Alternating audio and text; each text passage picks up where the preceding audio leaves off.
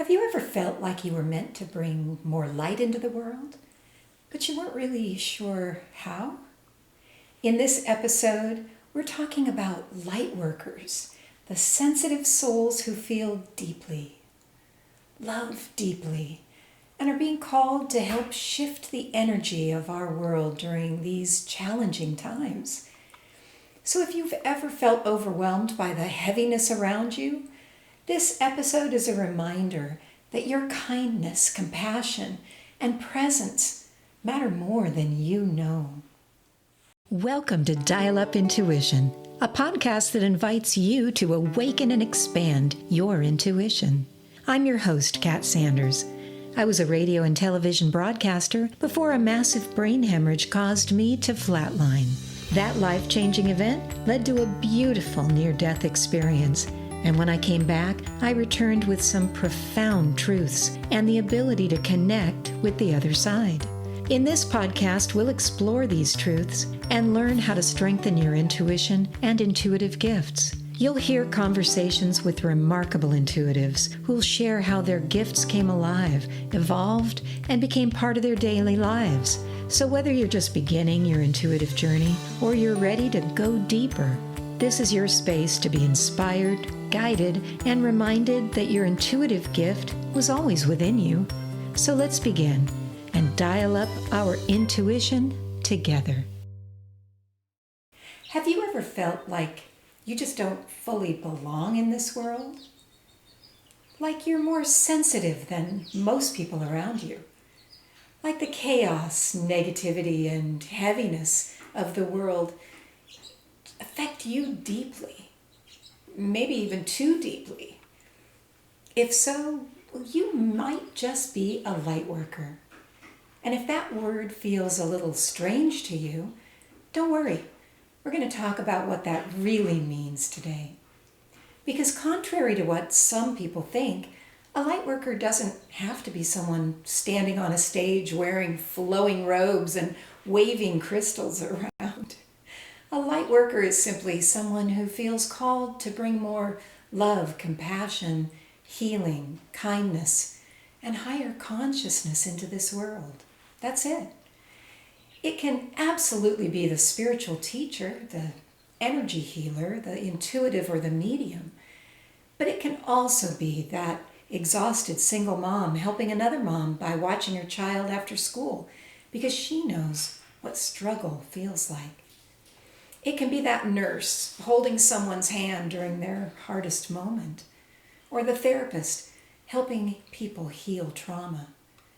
Maybe the veterinarian comforting a grieving pet owner, or the grocery clerk who smiles at everyone who walks through the line. Lightworkers, they're everywhere. And honestly, I think many of them don't even realize that they are one. One thing I've noticed about lightworkers is that many of us have walked through difficult things ourselves. Trauma, loss, loneliness, illness, fear. Sometimes we've experienced deep heartbreak very early in life. And while those experiences can absolutely wound us, they also kind of crack us open. They deepen our compassion. They help us recognize suffering in others. They prepare us to help carry light into dark places. Well, now that doesn't mean we're perfect, because we're far from it. Many light workers, they're still healing themselves, still learning, still just trying to figure things out. But maybe that's part of the assignment. And let's be honest, this world, it feels so heavy right now. There's just so much division, so much anger, so much fear. People are just exhausted emotionally, spiritually, financially. And sensitive people, they feel it intensely. Sometimes it's just overwhelming. Sometimes you just want to hide from it completely. Trust me, I understand that feeling.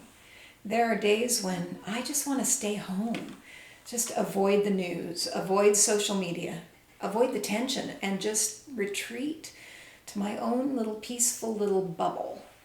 But we don't come here to hide. We came here on this earth plane to help shift that energy. And the beautiful thing is, we don't do that through force. We do it through love. Now, love, it's not weak. It's the most powerful force in the whole universe. I know this deeply, not just intellectually, because I've seen it and I've felt it. After my near-death experience from that massive brain hemorrhage I had in 2010, I returned understanding something very clearly. Love, it's real. It's alive. It's intelligent, and it connects absolutely everything. And it's more powerful, far more powerful than fear. Far more powerful than darkness. Now, one of my spiritual gifts is that I can sometimes see negative energies or entities that are attached to people, like around their aura or even inside of them. It's ugly, but it's there. And honestly, sometimes it's just heartbreaking because wounded people, they already carry so much pain. And this negativity and wounds, it clings to them. And pain spreads pain. Negativity spreads negativity. But I've also learned something absolutely incredible. What removes these entities or this negativity, it's love. And it removes it completely. So when I work with these people, clearing this heavy energy, these entities, fear doesn't remove it. Anger doesn't remove it. Force doesn't remove it. Judgment absolutely doesn't remove it. Love removes it. Strong, unwavering, powerful love from the universe. The kind of love connected to the universal conscious itself. That energy is absolutely unstoppable, and it always wins. And when enough people begin operating from that frequency together, wow, everything changes. Consciousness changes. People change. The world changes. And that's why I believe lightworkers are being called forward right now. Not to preach, not to act superior, not to save people, but to be beacons, steady lights in a chaotic world. Now, people who choose compassion when anger would be easier, those are my people. People who stay open-hearted. People who remind others through their actions that kindness still exists. And listen, you don't have to do this perfectly. You're human. I'm human. You'll have bad days. Man, I have bad days. You'll get frustrated. You'll get triggered. I certainly do. But when you fall into fear or anger, just don't stay there. When you fall down, what do? You get back up. You reset. You choose again. That's the work. I had a moment recently that reminded me of this. I was at the ice cream shop. Yeah, I'll admit it. Because yes, I absolutely love ice cream. Life is short. Eat the good stuff, the good ice cream. Now the place was crowded. Tourists everywhere. Long line. Homeless people kind of hanging around. Really busy energy. And just as I was getting ready to pay for my ridiculously delicious chocolate, vanilla, caramel brownie masterpiece, a very dirty hand suddenly landed on my arm. Whew, I jumped out of my skin. A mentally challenged homeless man looked at me and quietly asked, "Will you buy me an ice cream cone?" And for a split second, fear kicked in. But then something deeper kicked in too. I looked into his eyes, not at his clothes, not at his situation, not at the outer shell, into his eyes, and I saw a soul, a beautiful soul. I handed him a little bit of money and gently suggested maybe he should get himself some dinner. before he gets his dessert. And what struck me most was the look on his face. He seemed so surprised that someone had spoken to him kindly, like a human being.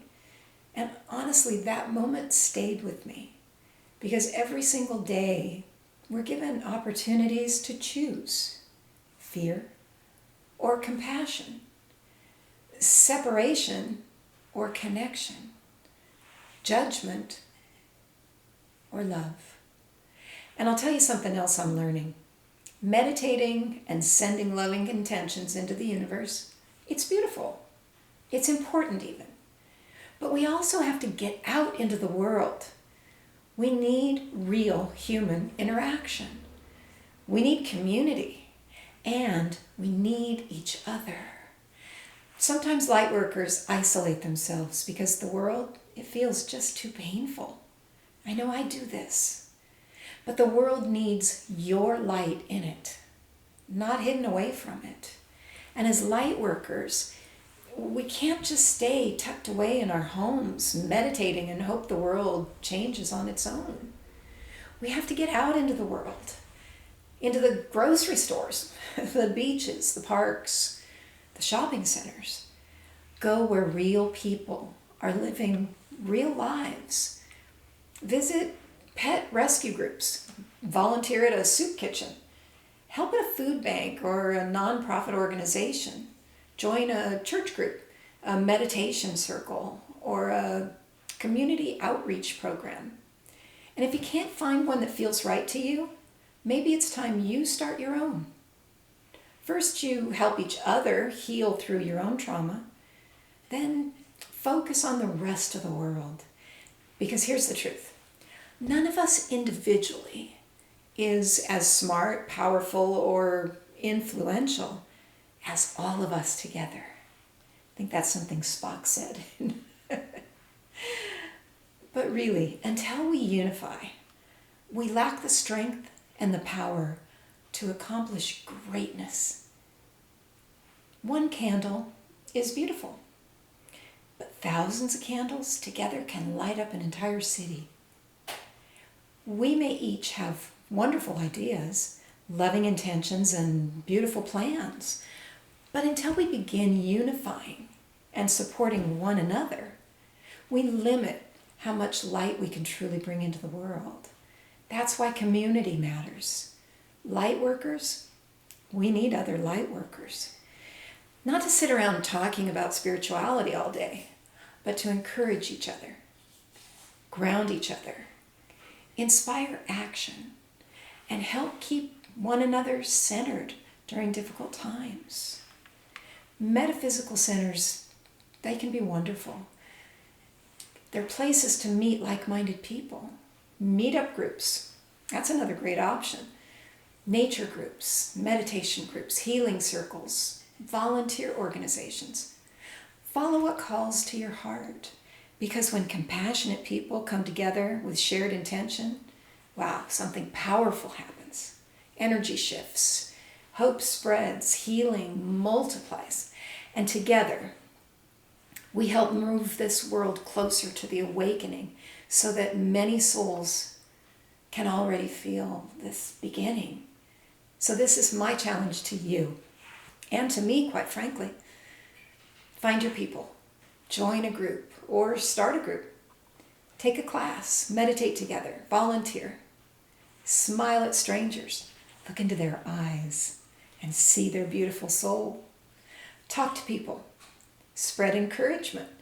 Become intentional about bringing a warmth into the spaces that you enter, wherever it is that you go. At work, where you shop, walking down the street, just spread that energy and that light, because your words matter. Your presence matters. And remember, you're not here accidentally. You came into this life at this exact moment in history for a reason. You were built for these times. You lived through a pandemic. You most likely lived through the terrorist attack on 9/11.